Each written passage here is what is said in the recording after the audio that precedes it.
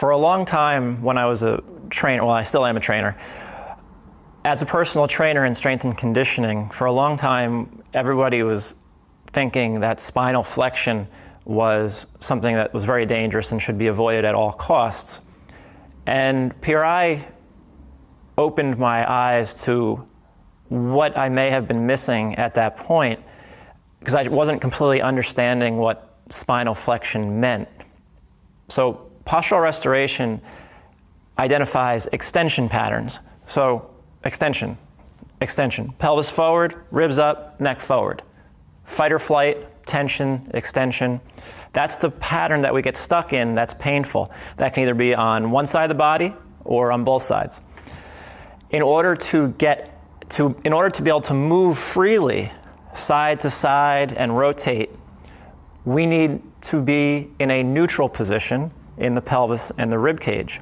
The problem is we end up with, let's just say someone who is bilateral. So on both sides they are extended. They call that a bilateral PEC. The PEC is posterior exterior chain. It's all these back muscles are tight. QLs, lats, all the back muscles, let's put it that way. So you have a pelvis that's forward on both sides, and you have ribs that are up on both sides, and you've increased the curve in the lower back. Now, flexing the thoracic spine, because a lot of exercises in PRI have you flexing the thoracic spine.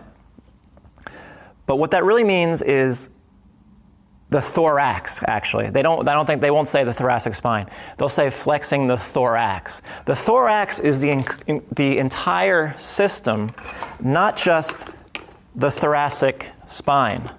Okay, so when they're talking about thoracic flexion, that's not the same as thoracic spine flexion. You could have you could be extended in your lower back, a PEC, and then try to get flexion just by moving your body forward. But that's not thoracic flexion. That might be thoracic spine flexion, but because your lower back, your lumbar spine is still extended and your ribs are up, you're just moving forward. That's not the same thing as what PRI is talking about. And this is a huge difference between what strength and conditioning people think of and what PRI is really trying to say. If you're in an extended state, the only way you can get thoracic flexion as a system, so spine and rib cage, is through exhalation. We want spinal flexion through proper diaphragmatic position, exhalation, and airflow, which will then turn on oblique muscles and transverse abdominis. So that's really the difference.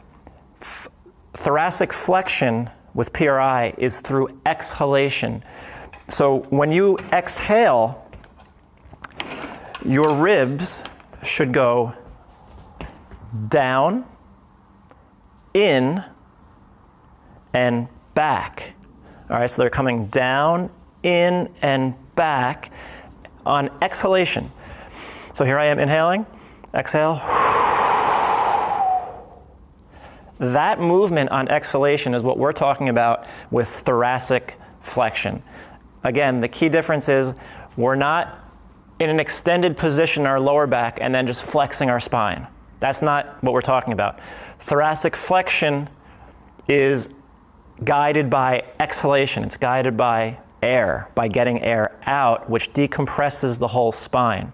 And that's a really important concept to understand.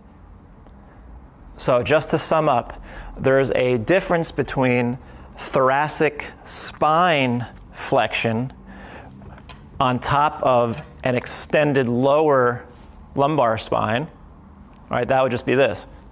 You're just jamming your spine down, your thoracic spine down on an extended lumbar spine. That's not thoracic flexion as a system like we talk about in PRI. Thoracic flexion as a system is exhalation based. Breathing out, so the ribs go down, in, and back, and that will flatten the spine to a more neutral position while also probably getting your pelvis in the correct position.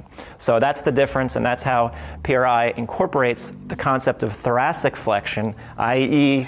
the whole thing, rather than just thoracic spine flexion.